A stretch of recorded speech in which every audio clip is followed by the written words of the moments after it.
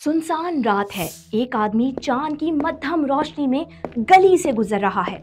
अचानक उसे एक साया सा दिखता है और फिर सुबह मिलता है उसका बेजान जिस्म। ये कहानी उस साई की है जिसका नाम है पीटर कर्टन, और इसे कानून नाफिज करने वाले इदारों ने डॉसलडॉर्फ के वैम्पायर का लक़ब दिया है। पीटर कर्टन वो शख्स है जो तारीख के सबसे बदनाम सीरियल किलर्स में से एक है। पीटर कर्टन का ताल्लुक जर्मनी के शहर डॉसलडॉर्फ से था। इसकी परवरिश अमली तौर पर हुई ही एक सीरियल किलर के तौर पर थी। वो एक इंतहाई मुतशद्दिद बाप के साथ पला बड़ा था और 9 साल की उम्र में इसने मुबैना तौर पर अपना पहला शिकार अपने ही 2 दोस्तों को बनाया था, जिन्हें पीटर ने दरिया में डुबोकर कत्ल किया। वक्त के साथ साथ इसका पुरतशद्दुद रवैया जानवरों की हद तक फैल गया, जहां इसे पहली बार एहसास हुआ कि इसे खून पीना पसंद है। जब वो 16 साल का था तो घर से भाग गया और छोटे मोटे जराइम की वजह से जेल में वक्त गुजारना शुरू कर दिया।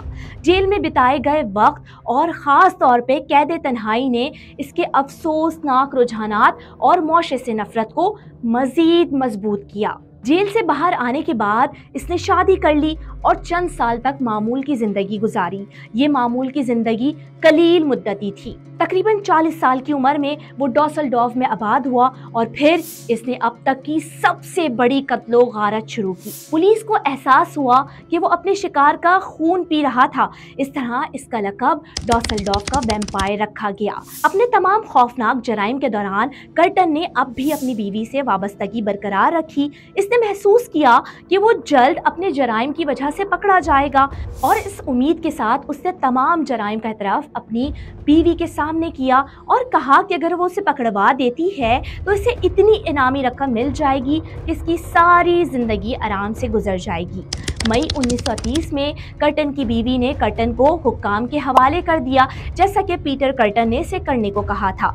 इसके बाद उसे गिरफ्तार किया गया, मुजरिम करार दिया गया और 9 बार उम्र कैद की सज़ा सुनाई गई। पीटर कर्टन को 1931 में गैलेटन के जरिए सर कलम करके मार दिया गया। मौत की सजा जानने के बावजूद भी इसके पुरतशद्दुद रुझानात नहीं रुके थे।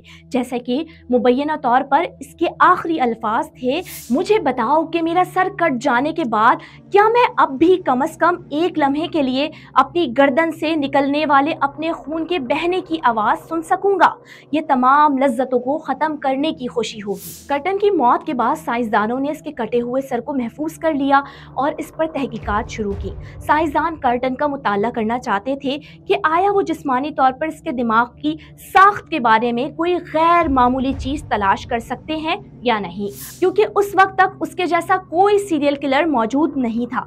लेकिन साइंसदानों को कर्टन के सर से कोई भी गैर मामूली मालूमात ना मिल सकी। पीटर कर्टन का ये सर अमेरिका के शहर विस्कॉन्सिन के एक कस्बे विस्कॉन्सिन डेलिस में एक प्राइवेट कलेक्टर के पास डिस्प्ले के तौर पर आज भी मौजूद है।